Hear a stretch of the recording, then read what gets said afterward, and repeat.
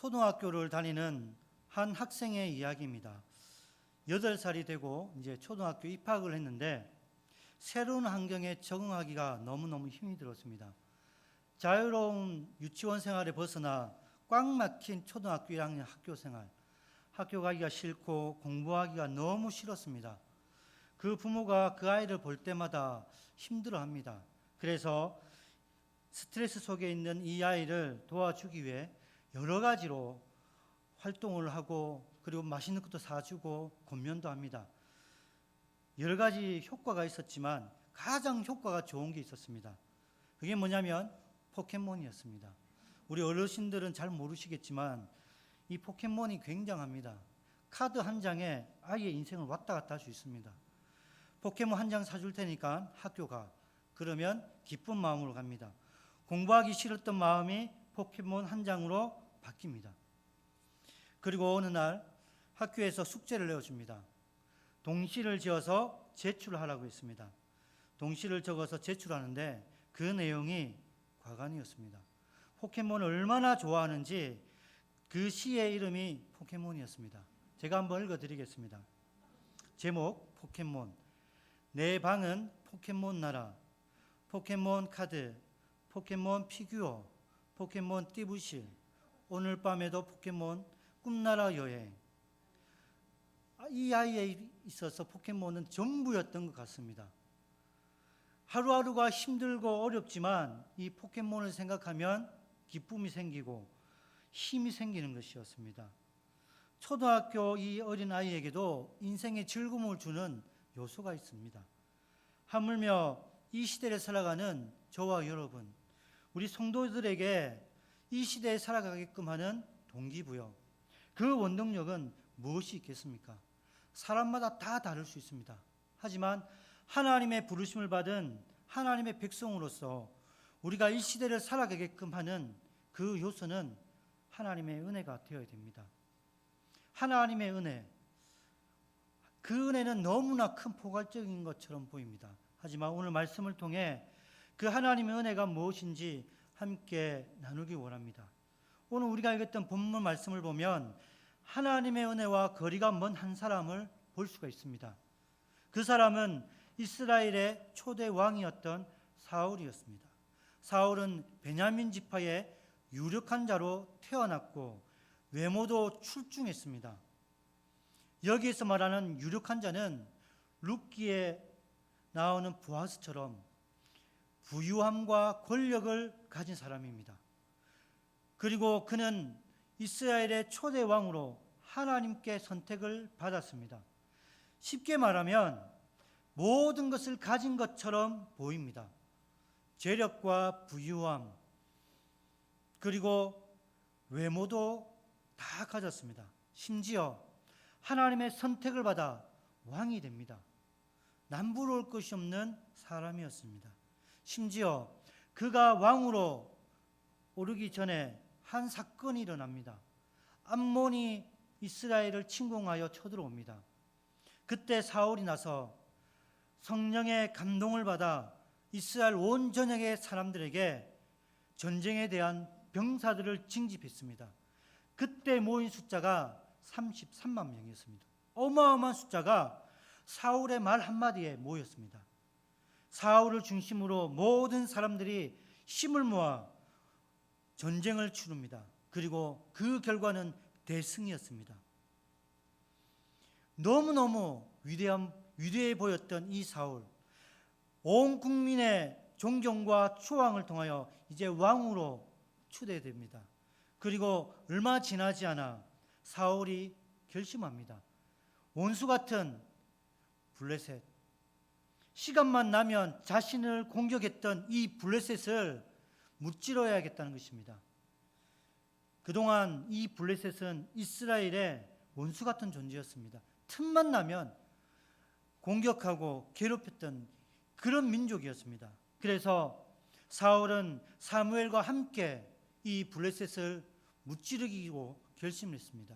그리고 기간을 정하여 길갈에서 하나님 앞에 제사를 드리고 전쟁을 준비합니다. 그 준비한 과정이 오늘 본문에 나옵니다. 사울이 그동안 부족했던 군사 3,000명을 모집합니다. 당시에 이스라엘은 정규군이 없었습니다. 평상시에 나라를 지킬 정규군이 없었기 때문에 정규군 3,000명을 모집하고 자신의 아들과 함께 나누어 나라를 방비하게 합니다. 그런데 문제가 생겼습니다. 요나단이 먼저 블레셋을 공격했습니다. 화가 난 이 블레셋 사람들이 모든 군사력을 모아 이스라엘을 공격하기에 이르렀습니다. 성경에 보니까 얼마나 화가 났는지 그때 모인 병사의 숫자가 생각을 뛰어넘습니다. 정규군뿐만 아니라 블레셋 온 사람들이 모였는데 그 사람을 빗대어 해변에 모래알 갔다고 했습니다. 블레셋 온 국민들이 들고 일어났다는 것입니다. 그 모습을 바라본 이스라엘 군사들, 이스라엘 사람들, 전쟁의 모든 것을 박차를 가했던 그 사기가 충만했던 이스라엘 사람들이 두려워합니다. 그리고 도망칠 곳을 찾아 흩어져 버렸습니다. 사울을 중심으로 모였던 이 군사들이 이제 혼비백산하여 곳곳에 숨어버렸습니다. 그리고 다급한 나머지 사울은 사무엘을 찾지만 사무엘은 보이지 않습니다. 기간이 되어 사무엘이 나타나 하나님 앞에 제사를 지내야 되는데 사무엘은 보이지 않습니다. 그래서 사울이 넘지 말아야 할 그 제사를 지내고야 맙니다. 전쟁의 결과에 상관없이 사울은 비참한 결과를 얻게 되었습니다. 블레셋과의 전쟁의 승패에 상관없이 사울은 모든 것을 잃은 것처럼 보입니다. 그를 의지했던, 그와 함께했던 백성들은 혼비백산 흩어져 버렸고 하나님께서 그를 왕으로 세우셨는데 이제는 사울을 대신하여 다른 사람을 왕으로 세우겠다라고 말씀하십니다. 불과 2년 만에 사울은 모든 것을 잃은 것처럼 너무나 비참해졌습니다. 하나님께서는 사울에게 원하셨던 것이 있었습니다. 그건 뭐냐면 하나님을 대신하여 하나님의 말씀으로 하나님의 방법으로 그 백성들을 통치하기를 원하셨습니다. 그러나 사울은 하나님의 방법이 아닌 자신의 방법으로 자신의 힘으로 통치하고 그리고 전쟁에 임하고자 했습니다. 의기양양했던 사기 충만했던 그 마음으로 그는 하나님을 전적으로 의지하지 않고 자신이 가지고 있었던 그 능력으로 전쟁에 임했습니다. 그리하여 하나님은 그 마음을 알고 사울을 대신하여 다른 사람을 왕으로 삼겠다라고 말씀하셨습니다. 하나님께서는 지금 이 시대에도 하나님의 백성들이 하나님의 방법대로 살아가기를 원하십니다. 애굽의 종노로 됐던 그 이스라엘 사람들, 400년 이상의 노예로 살아갔던 그 이스라엘 사람들에게 하나님은 출애굽을 하면서 다시 한번 이들이 하나님 나라의 백성으로 살아가게끔 그들을 불러 세우셨습니다. 그리고 그들에게 하나님의 백성으로 살아갈 수 있도록 율법을 제정하셨고 그 율법대로 살아갔을 때는 하나님의 은혜를 베풀어 주신다고 약속하셨습니다. 그리고 모세가 죽고 난 이후 가나안 땅을 정복할 때 여호수아에게 말씀하셨습니다.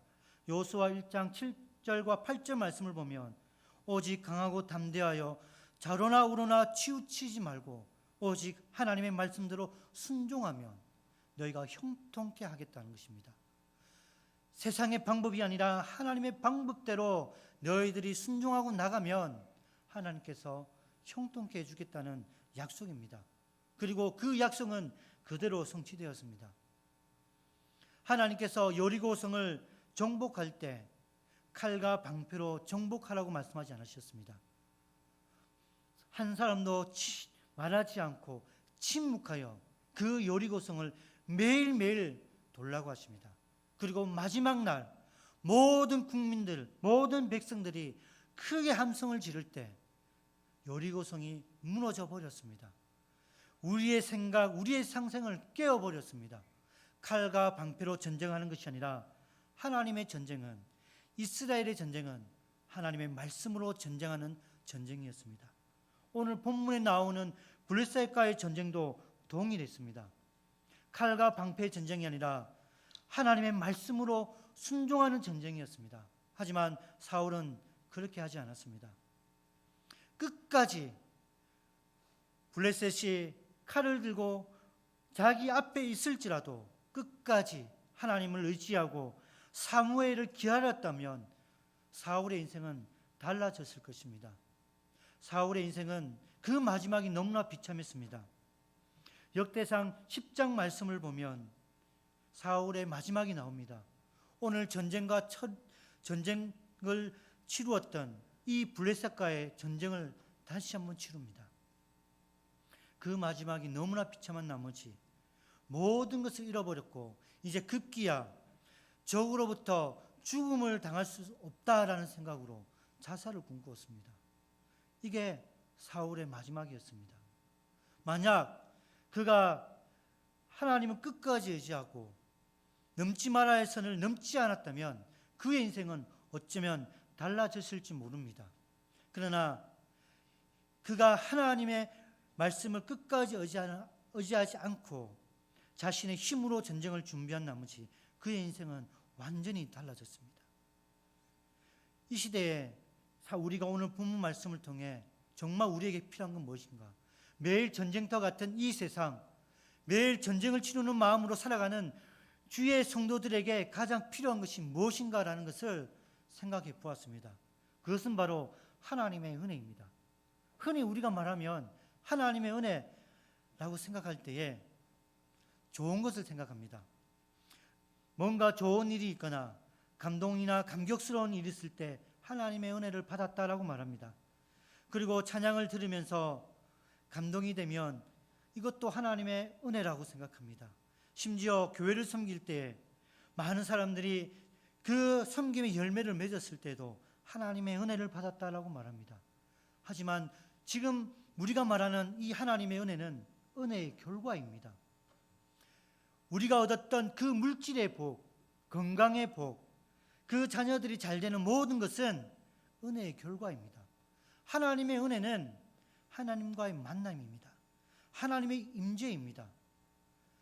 하나님과의 만남과 하나님의 임재를 통하여 우리에게 평안을 얻고 감동이 있고 감사가 있고 그리고 하나님을 찬양하는 마음이 생기는 것입니다. 우리가 하나님을 만남을 통하여 하나님이 우리의 마음을 아뢰음을 통하여 우리의 기도를 응답하심을 통하여 우리의 삶과 우리의 형편이 바뀌는 겁니다. 결국 우리가 누리는 모든 것은 은혜의 결과물입니다. 그 결과물을 얻기 위하여 우리는 날마다 기도하고 날마다 하나님의 보좌 앞에 나아가는 것입니다. 하지만 우리가 한 가지 기억해야 할 것이 있습니다. 우리가 무엇을 하든지 우리가 하나님의 방법대로 살아가야 하는 것입니다. 우리가 세상 가운데에 그리스도의 편지로 그리고 그리스도의 향기로 살아가는 것은 너무나 힘이 듭니다. 신앙을 지키며 직장 생활하는 것이 너무나 어렵습니다. 회식을 갈 때 직장 상사가 술잔을 줍니다. 거부하기가 너무나 힘이 듭니다. 제가 듣기로는 엄청난 갈등이 생긴다고 합니다. 심지어 제가 아는 한 분은 저는 술잔을 받을 수 없습니다 라고 한마디 한 것 때문에 직장을 퇴사할 때까지 어려움을 당했다고 합니다. 우리 학생들도 동일합니다. 신앙을 지키기 위해 주일을 송수하는 것, 시험 기간에 하나님 앞에 예배 드리는 것, 친구들은 이해하지 못합니다. 그런 환경 속에 우리 모두는 살아갑니다. 미련해 보이고 때로는 바보처럼 보이고 때로는 예수님 믿는다는 이유로 외면과 조롱을 받습니다. 차별을 받을 수 있습니다. 그럼에도 불구하고 하나님의 방법대로 살아가야 됩니다. 하나님의 말씀대로 살아가다가 때로는 피투성이가 될 수 있습니다. 너무나 얻어 많이 터져 일어날 수 없을 정도로 괴로울 수도 있습니다.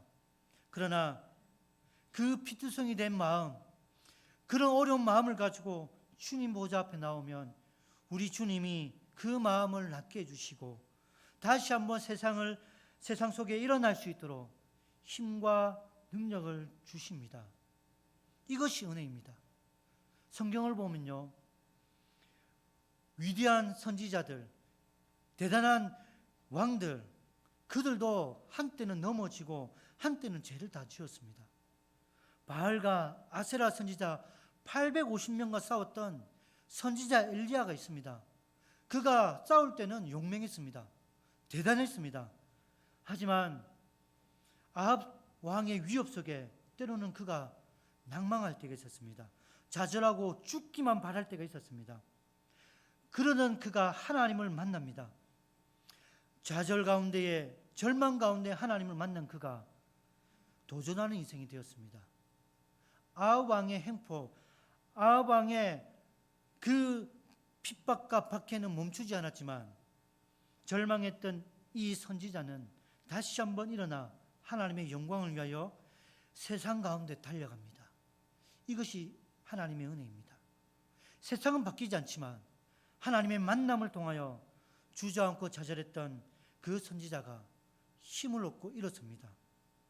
반대로 다윗 왕의 이야기입니다. 우리가 잘 알고 있는 것처럼 다윗 왕은 대단한 사람이었습니다. 하지만 그 역시 죄를 지었습니다. 바사바를 범하고 그의 남편 우리아를 죽게 만들었습니다. 하나님 앞에 자신의 죄가 무엇인지 깨닫지 못한 채 태평스럽게 살아갑니다. 그럴 때 선지자 나단이 다윗 앞에 서서 다윗의 죄악을 낱낱이 고했습니다. 자신의 죄악을 듣고 난 이후 하나님 앞에 나아가 처절하게 하나님 앞에 용서를 구합니다.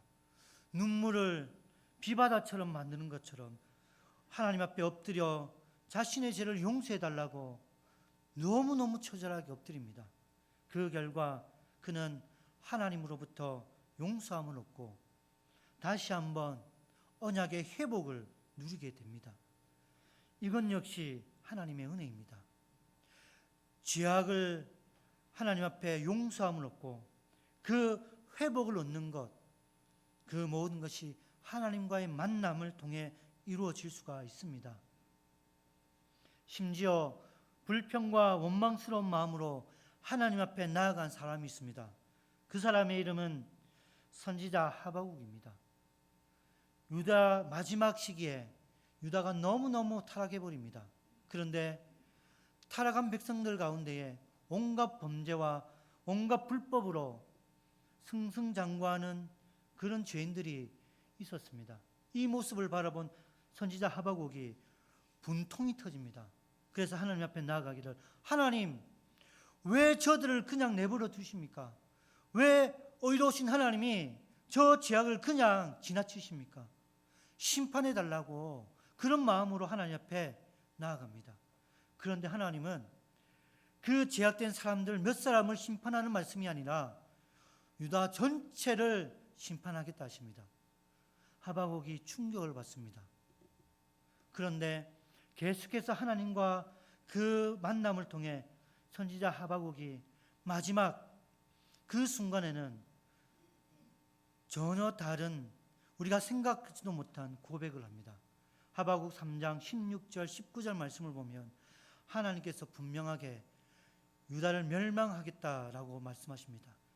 그 멸망의 날, 환난과 핍박이 있는 그날, 공포가 있고 환난 날이 있지만 이 땅에 아무런 소망이 없고 고통만 있다 하더라도 나는 여호와로 말미암아 즐거워하며 나의 구원의 하나님으로 말미암아 기뻐하리로라 라고 말씀하십니다. 하나님을 만날 때, 처음 하나님을 뵐 때는 원망과 한탄스러운 마음이었습니다. 그리고 하나님과의 만남의 장리에서 자신의 백성들에 대한 멸망, 심판의 예언을 듣습니다. 절망스러운 그 말씀이지만 계속해서 하나님과의 대화를 통해 하나님의 나라에 대한 소망을 가슴에 품게 되고, 그리고 마지막으로 그 가슴에 우러나오는 소망으로 하나님을 노래합니다. 한탄과 불만의 마음이 감사와 기쁨의 마음으로 바뀌었습니다. 하나님을 만남을 통해 이루어지는 놀라운 일입니다. 우리가 매일매일 하나님의 이름으로 살아갈 때에 우리를 유혹하는 것들이 너무나 많이 있습니다. 우리를 괴롭게 하는 것도 너무나 많이 있습니다. 하지만 그 모든 것들을 이겨나갈 수 있는 것, 그것도 하나님의 은혜입니다. 그래서 우리는 매일매일 십자가 앞에 나가야 되고 매일매일 하나님 앞에 기도해야 됩니다. 내 힘이 아닙니다. 예수 그리스도의 힘으로 살아가야 되는 것입니다. 사울은 자신의 힘과 능력으로 전쟁에 준비했습니다. 그리고 모든 것을 다급한 나머지 자신의 의지대로 하려고 했습니다. 그때 실수합니다. 우리도 그렇습니다. 힘들고 어려울 때 하나님 대신 나의 능력, 사람의 방법, 그것을 의지하고 나갈 때 우리 역시도 넘어집니다. 우리 역시도 침체될 수밖에 없다는 것입니다. 교회가 왜 타락했습니까? 왜 불법을 행합니까? 하나님 앞에 나가지 않았기 때문입니다. 하나님의 음성을 듣지 않았기 때문입니다. 하나님의 방법이 아니라 사람의 방법대로 교회를 섬겼기 때문입니다. 중세 교회를 보면 이런 모습들이 적나라하게 드러났습니다. 교회가 권력을 얻었습니다. 힘을 얻었습니다. 힘과 권력을 가지고 겸손한 교회가 아니었습니다. 그 권력을 가지고 불법을 행했습니다. 타락해버렸습니다. 그 결과 종교개혁이 일어났던 것입니다. 오늘 이 시대에 살아가는 저와 여러분, 그리고 우리 부산 북교회가 기억해야 할 것, 힘들고 어렵다 하더라도 세상을 손잡는 것이 아니라 끝까지 하나님의 말씀 붙들고 기도해야 되고 하나님의 방법대로 교회를 섬겨야 됩니다. 그래야 하나님의 형통함이, 그래야 하나님의 은혜가 우리와 우리의 가정 가운데, 우리 교회 가운데에 풍성해질 수가 있습니다. 왜냐하면 하나님이 우리와 약속이 있기 때문입니다. 출애굽기 20장 6절 말씀과 신명기 5장 10절 말씀을 보면 하나님이 이렇게 약속하셨습니다. 나를 사랑하고 내 계명을 지키는 자에게는 천대까지 은혜를 베푸느니라. 하나님께서 출애굽을 한 백성들, 다시 하나님의 백성으로 삼아주신 이 이스라엘 백성들에게 백성으로 삼으시면서 약속한 말씀입니다. 너희가 내 백성으로 내 계명을 지키면 천대까지 영원토록 내가 은혜를 베풀겠다는 것입니다. 이것이 하나님의 마음입니다. 민수기 6장 24절 말씀을 보면 하나님께서 제사장 아론을 통해 축복해 주시는 말씀입니다. 다 같이 한번 읽겠습니다. 여호와는 내게 복을 주시고 너를 지키시기를 원하며 여호와는 그의 얼굴을 내게 비추사 은혜 베푸시기를 원하며 여호와는 그 얼굴을 내게로 향하여 드사 평강 주시기를 원하노라. 아멘. 언약의 신실하신 하나님이 우리에게 말씀하신 내용입니다. 하나님께서 약속하신 모든 말씀을 때에 따라 응답하시고 때에 따라 성취하시는 전능하신 하나님이십니다.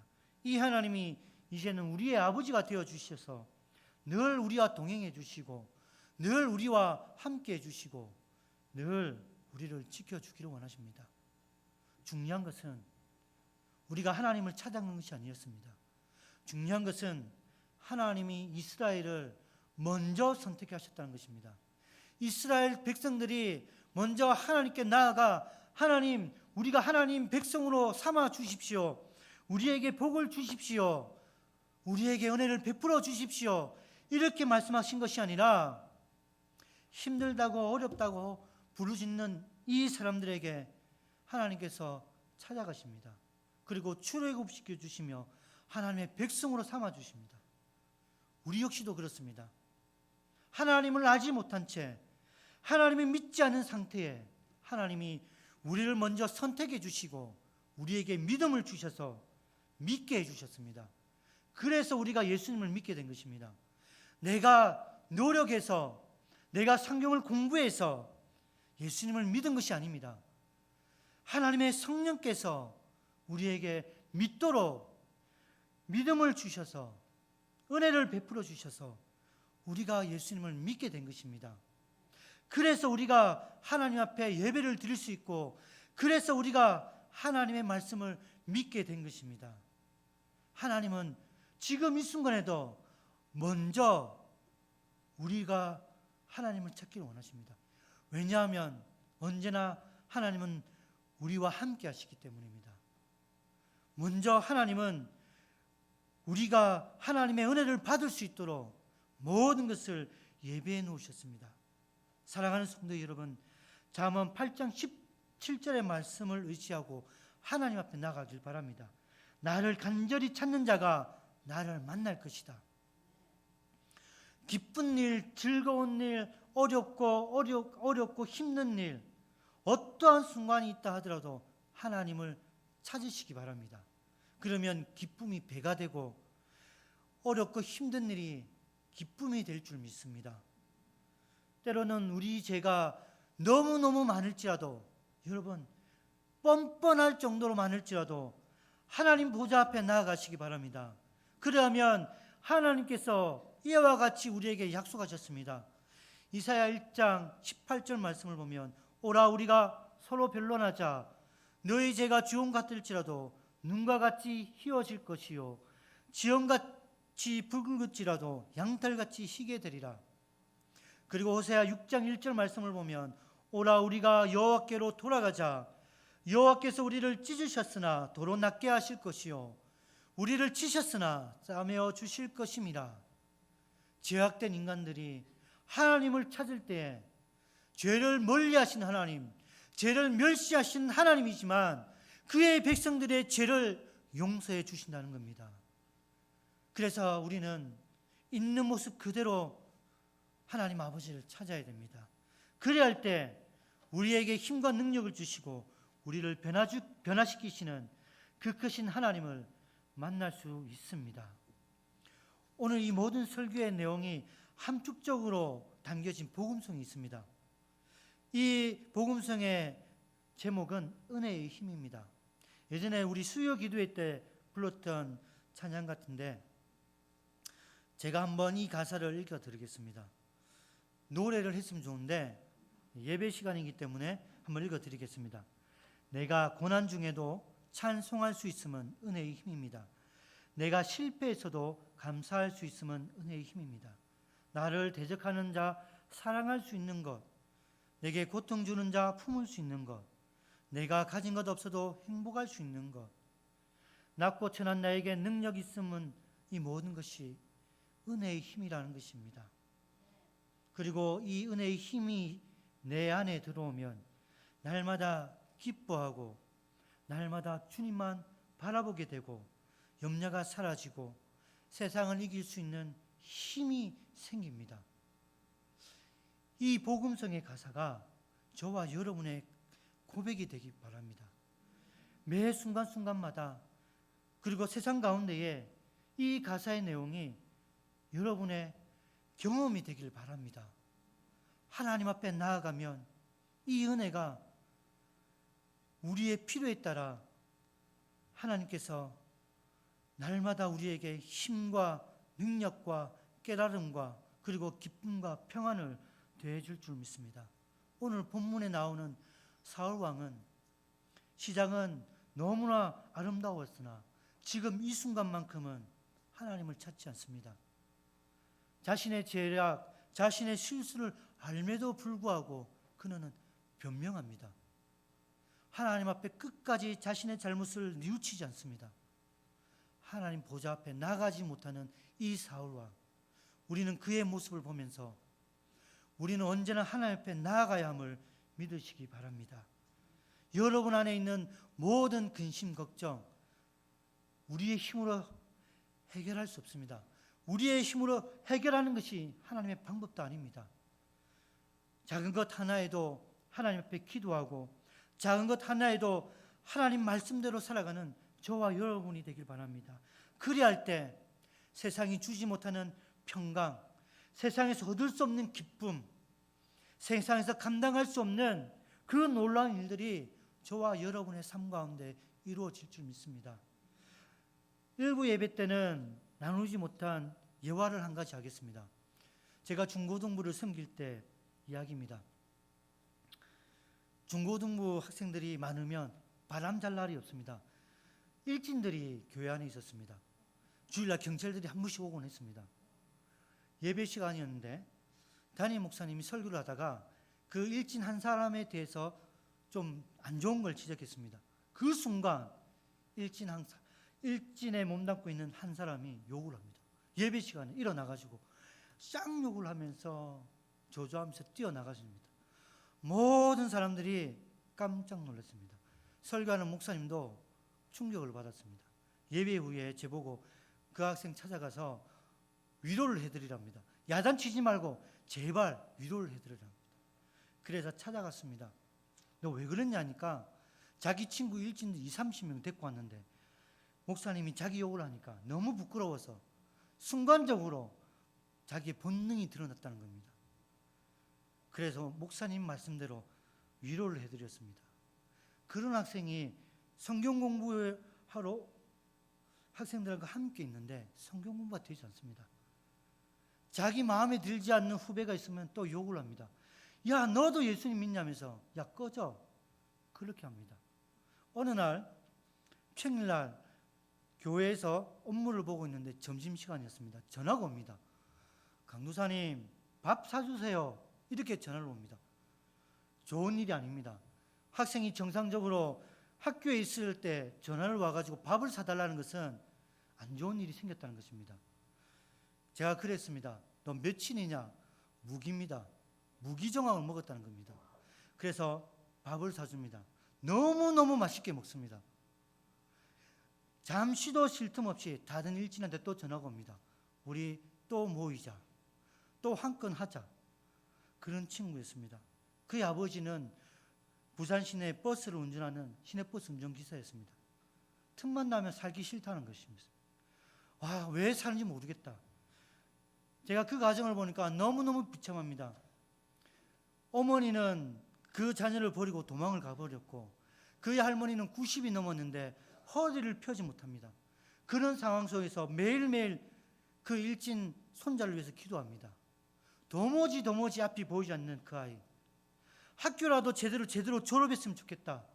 교회에서 말썽이라도 피우지 않았으면 좋겠다. 라는 그 아이가 본인이 원치 않는 하나님을 만나버렸습니다. 자기는 그랬습니다. 만나려고 만난 게 아니었다 합니다.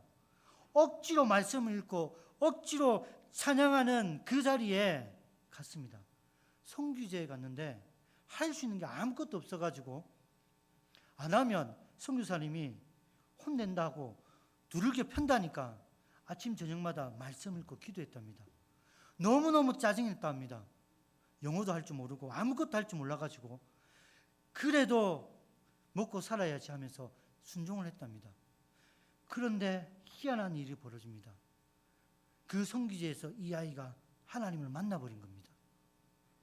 제가 공항에서 마중을 나가는데 이 아이가 딱 저를 보고 할렐루야 하면서 찬양을 합니다. 제가 깜짝 충격을 받았습니다. 이 아이가 이상해졌다는 것입니다. 그때 이 아이의 말을 들었습니다. 나는 원치 않았는데 하나님 나를 만나 주셨어. 그 순간 이 아이의 언어가 바뀌고 생각이 바뀌었습니다. 고등학생이 되었는데 이제 마음 잡고 공부를 하려고 열심히 공부를 합니다. 기초가 너무너무 부족했습니다. 아무것도 할 수 없습니다. 아무리 밤새워 공부를 해도 성적이 오르지 않습니다. 거의 뒤에서 놀았습니다. 어느 날 찾아옵니다. 울면서 살려달라고. 공부하고 싶은데 너무너무 공부가 안 된다는 겁니다. 그래서 너 죽을 각오로 공부해야 된다. 중학교 1학년 책 들고 와서 처음부터 시작하자. 부끄럽지만 후배들과 함께 공부해라. 이 아이가 끝까지 중학교 1학년부터 공부 하나씩 시작했습니다. 밤을 새워가면서 공부했습니다. 그리고 2년 후에 놀라운 일이 일어납니다. 정말 목숨을 공부한 것처럼 이 아이의 성적이 월등히 달라졌습니다. 집안에서는 기적이 일어났다고 말합니다. 그리고 그 아빠가 이렇게 고백합니다. 그때는 제가 목사님이 되었습니다. 목사님, 이제 살만 납니다. 이제 우리 가문에 희망이 보입니다. 정말 하나님의 살아계심을 그 아들을 통해 내가 봤다는 것을 고백하는 것을 들었습니다. 여러분, 여러분의 자녀들 걱정하지 마십시오. 여러분이 하나님 앞에 나가 기도하고 여러분이 하나님 방법대로 살아가는 그 순간순간 언젠가는 여러분의 자녀들이 주님의 보좌 앞에 나옵니다.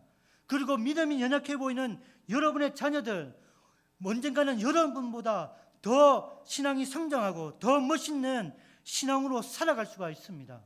여러분이 가지고 있는 염려, 걱정 다 주님 앞에 내어놓으시기 바랍니다.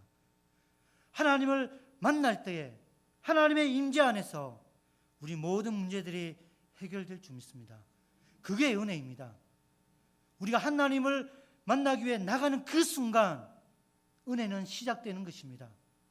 여러분, 세상 가운데 살아갈 때 버겁고 때로는 모든 것을 내려놓고 싶은 마음이 생길 때마다 주의 보좌 앞에 나가시기 바랍니다. 하나님의 놀라운 기적과 역사는 그때부터 시작될 줄 믿습니다.